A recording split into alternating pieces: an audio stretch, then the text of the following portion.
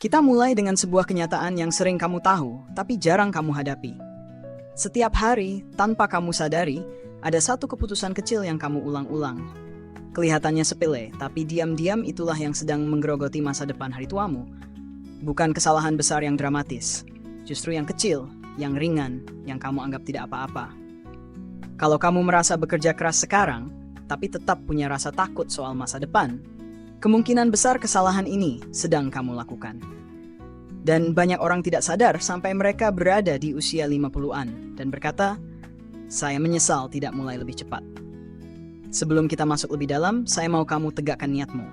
Tulis di komentar, "Saya ingin sukses di hari tua." Anggap itu sebagai janji kecilmu kepada dirimu sendiri. Karena nanti kamu akan melihat sesuatu yang mungkin terasa tidak nyaman, tapi penting untuk kamu hadapi. Alasan mengapa begitu banyak orang yang sebenarnya punya penghasilan cukup tetap berakhir dengan kecemasan finansial saat hari tua tiba. Dan di sepanjang video ini, saya akan ajak kamu menelusuri pola yang selama ini bekerja di belakang layar. Pola yang membuat orang merasa aman padahal tidak. Dan pola yang membuat banyak keluarga kehilangan ketenangan meski bertahun-tahun bekerja. Tetap bersama saya, karena pemahaman kecil yang kamu dapatkan di awal ini bisa menjadi titik balik yang mengubah cara kamu menghadapi masa depanmu sendiri. Dan kalau kamu perhatikan baik-baik, apa yang barusan saya sampaikan tadi baru permukaannya saja. Ada lapisan yang lebih dalam, yang selama ini membuat banyak orang merasa hidupnya baik-baik saja. Sampai satu hari mereka sadar bahwa waktu tidak pernah bernegosiasi dengan siapapun. Di bagian berikutnya, saya akan tunjukkan kenapa kesalahan kecil yang kamu anggap tidak berbahaya itu bisa berubah menjadi jurang finansial ketika usia mulai menua. Bukan karena uangmu kurang, bukan karena kamu malas, tapi karena ada pola yang diam-diam tumbuh dari pilihan sehari-hari yang terlihat normal. Kamu juga akan melihat bagaimana orang yang terlihat stabil dan aman ternyata membawa kecemasan yang tidak pernah diakui. Dan justru pola yang sama inilah yang juga sedang berjalan di hidup banyak dari kita tanpa disadari. Nanti saya akan ajak kamu membuka satu demi satu penyebabnya. Apa yang membuat orang menunda? Apa yang membuat kita merasa masih punya banyak waktu? Dan apa yang membuat hari tua akhirnya datang tanpa persiapan yang layak. Dan di akhir video, saya punya satu tantangan kecil yang sederhana tapi kuat. Tantangan yang, kalau kamu ambil, bisa menjadi pembeda antara mereka yang hidup reaktif dan mereka yang benar-benar memegang kendali atas masa depannya. Tetap bersama saya. Kita akan masuk ke inti masalahnya. Kita sudah sampai di titik di mana kamu mulai melihat bayangannya. Sekarang kita masuk ke inti yang sering luput dari perhatian banyak orang. Dan saya ingin kamu benar-benar hadir di bagian ini, karena justru disinilah sebagian besar masa depan finansial seseorang ditentukan tanpa mereka sadari. Kesalahan besar yang membuat hari tua begitu rapuh, biasanya tidak muncul dalam bentuk keputusan gegabah. Ia hadir sebagai kebiasaan kecil yang terasa aman, kebiasaan menunda, kebiasaan merasa nanti saja kalau sudah mapan. Kebiasaan percaya bahwa waktu masih panjang seolah usia tidak pernah bergerak maju. Yang lebih rumit lagi, kebiasaan ini dibungkus oleh rasa optimis yang menenangkan. Kamu bekerja, kamu menghasilkan uang, hidup berjalan, dan kamu merasa semua baik-baik saja. Padahal, perlahan tapi pasti, kamu sedang membentuk masa depan yang tidak kamu rencanakan. Disinilah jebakannya. Banyak orang merasa tidak perlu memikirkan hari tua saat masih produktif. Alasannya masuk akal di kepala. Masih ada kebutuhan sekarang, masih banyak rencana jangka pendek, masih ada kesempatan memperbaiki nanti. Tapi logika seperti ini menciptakan ruang kosong yang semakin membesar. Ruang yang suatu saat harus kamu isi dengan penghasilan yang sudah menurun, energi yang tidak lagi sama, dan kebutuhan hidup yang tak lagi bisa kamu tunda. Dan ketika realitas itu datang, barulah orang sadar bahwa yang selama ini mereka anggap sebagai alasan, ternyata adalah penundaan bertahun-tahun yang harus dibayar mahal. Bayangkan seseorang yang selama 20 tahun bekerja keras, gajinya meningkat sedikit demi sedikit, hidupnya tampak stabil, tapi di usia 50-an ia mendapati tabungannya tidak seberapa, investasinya tidak pernah benar-benar dimulai, dan gaya hidupnya terlanjur naik mengikuti ritme kota. Orang seperti ini tidak gagal karena malas. Mereka gagal karena menganggap aman sesuatu yang sebenarnya rapuh. Pertanyaannya, apa kamu terlihat seperti itu hari ini? Atau lebih penting lagi, apa kamu tanpa sadar sedang menuju ke sana? Kesalahan besar yang sering dilakukan bukan hanya menunda persiapan hari tua, tapi juga membiarkan pengeluaran tumbuh lebih cepat daripada pendapatan. Ini pola yang menjebak banyak orang karena terasa wajar. Setiap kali ada kenaikan gaji, ada peningkatan kebutuhan. Tempat tinggal sedikit lebih bagus, makanan sedikit lebih mahal, hiburan sedikit lebih sering. Perlahan, standar hidup naik hingga terasa sebagai kebutuhan pokok. Dan ketika standar itu sudah menempel, menurunkannya terasa menyakitkan. Disinilah banyak orang akhirnya terjebak di masa tua, bukan karena tidak punya uang, tapi karena gaya hidup mereka tidak lagi bisa dibiayai oleh penghasilan yang menurun.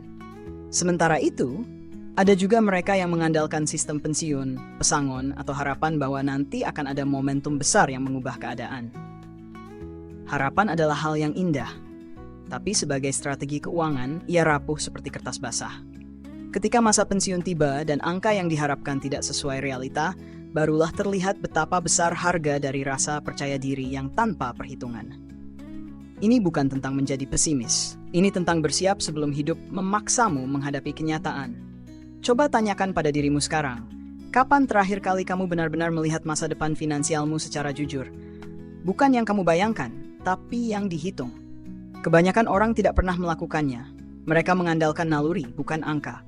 Dan naluri sering memberi rasa aman yang palsu.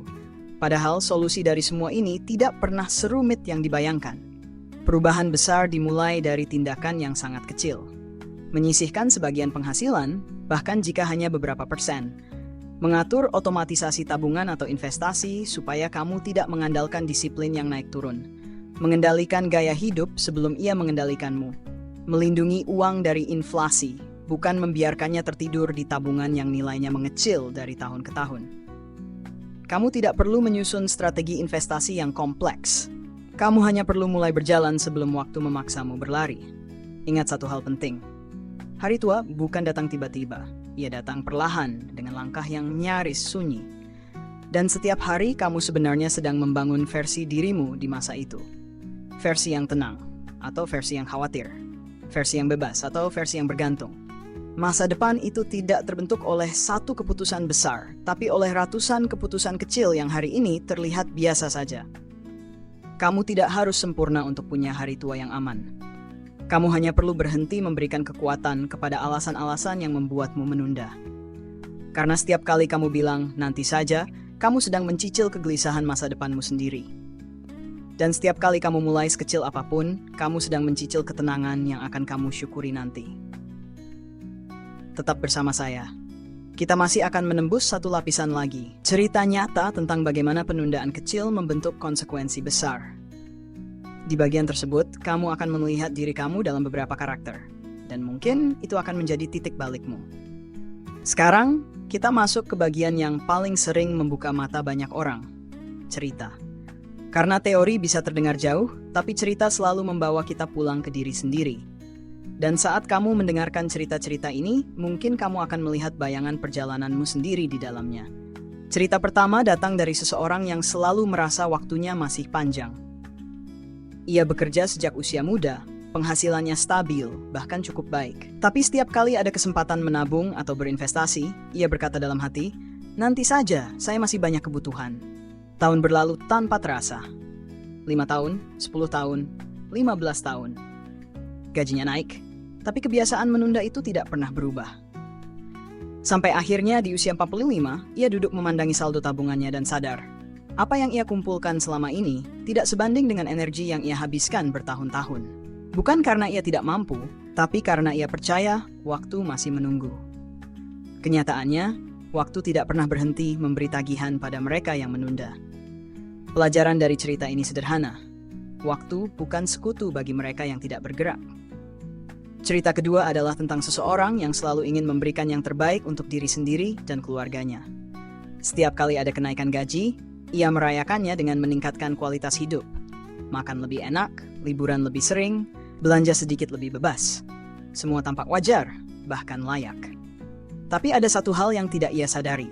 Gaya hidupnya naik lebih cepat daripada pendapatannya. Ia merasa hidupnya berjalan baik, tapi tanpa disadari ia sedang membangun standar yang tidak lagi bisa ia turunkan.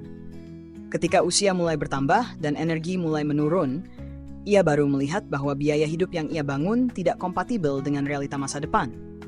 Banyak orang terjebak bukan karena kurang uang, tetapi karena mereka mengunci diri pada gaya hidup yang semakin lama semakin mengikat.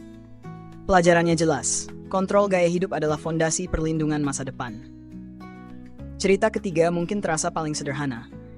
Ada seseorang yang gajinya tidak besar, tidak ada lonjakan pendapatan, tidak ada kenaikan gaya hidup dramatis. Hidupnya biasa saja.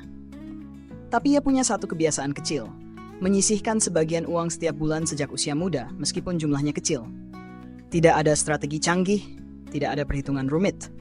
Hanya disiplin kecil yang dilakukan tanpa banyak drama. 20 tahun berlalu dan ia menjadi salah satu dari sedikit orang yang memasuki usia 50 tanpa kegelisahan finansial. Ia bukan orang kaya raya, bukan orang yang penuh pencapaian besar. Tapi ia tenang. Dan ketenangan itu lebih mahal daripada angka apapun di rekening bank. Di dunia yang mengejar kecepatan, konsistensi kecil ternyata masih menjadi juara.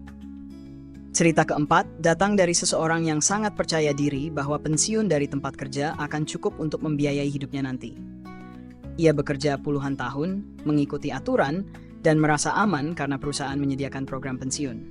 Ia berpikir, nanti juga aman, kan sudah ada jaminan. Tapi ketika saat itu tiba, angka yang ia temukan tidak seperti yang ia bayangkan. Biaya hidup berubah, inflasi tidak memberi ampun, dan kebutuhan sehari-hari tidak lagi sebanding dengan dana pensiun yang ia andalkan. Harapan berubah menjadi kecemasan. Dan dari situlah ia belajar bahwa mengandalkan satu sumber keamanan adalah ilusi yang sering dipelihara, tapi jarang diuji. Pelajarannya tajam, harapan bukan rencana. Saat kamu mendengar keempat cerita ini, mungkin kamu merasa salah satunya dekat dengan hidupmu. Mungkin pola yang sama sedang terjadi. Atau mungkin kamu melihat tanda-tanda kecil yang selama ini kamu abaikan. Itu hal yang baik. Kesadaran selalu datang sebelum perubahan. Dan sebelum kita masuk ke bagian penutup nanti, saya ingin kamu simpan satu benang merah dari semua cerita ini. Masa depan tidak menghukum orang yang kurang pintar, kurang beruntung, atau kurang sempurna. Masa depan menghukum orang yang menunda. Dan dari semua cerita tadi, kamu mungkin mulai merasakan sesuatu bergerak di dalam dirimu.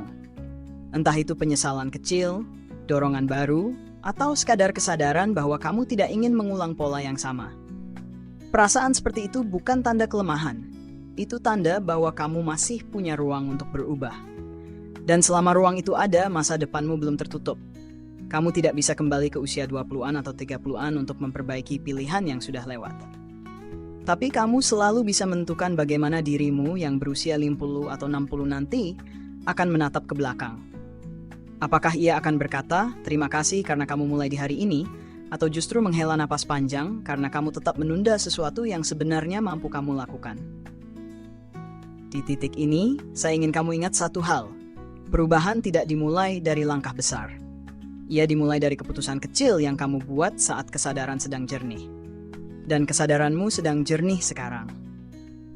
Kamu baru saja mendengar apa yang bisa terjadi jika kamu terus menunda. Dan kamu juga melihat apa yang mungkin terjadi jika kamu mulai, sekecil apapun langkahmu. Karena itu, saya ingin memberikanmu sebuah tantangan sederhana. Tantangan yang tidak membutuhkan uang besar, tidak membutuhkan kemampuan khusus, hanya membutuhkan keberanian untuk tidak lagi menunda. Pilih satu tindakan kecil saja yang akan kamu mulai dalam 24 jam ke depan untuk memperkuat masa depan finansialmu. Bisa itu menyisihkan jumlah kecil, menghentikan satu kebiasaan boros, atau mulai membuka ruang untuk belajar tentang pengelolaan uang. Satu langkah saja, tapi nyata. Dan untuk menegaskan komitmenmu, tuliskan di kolom komentar. Saya terima tantangannya. Kalimat itu bukan untuk saya, itu untuk dirimu sendiri. Itu pengingat bahwa kamu akhirnya berhenti berjalan tanpa arah dan mulai mengambil kendali. Kalau kamu sudah mendengarkan sampai bagian ini, itu bukan kebetulan. Ada sesuatu dalam dirimu yang siap bergerak. Jaga nyala itu dan biarkan ia membimbing langkah-langkah kecil yang kamu mulai hari ini. Karena hari tua yang tenang tidak datang dari keberuntungan. Ia datang dari keberanian kecil yang kamu pilih berulang kali. Dan seperti biasa, saya ingatkan kembali, keseimbangan bukan tujuan, tapi cara menjalani hidup.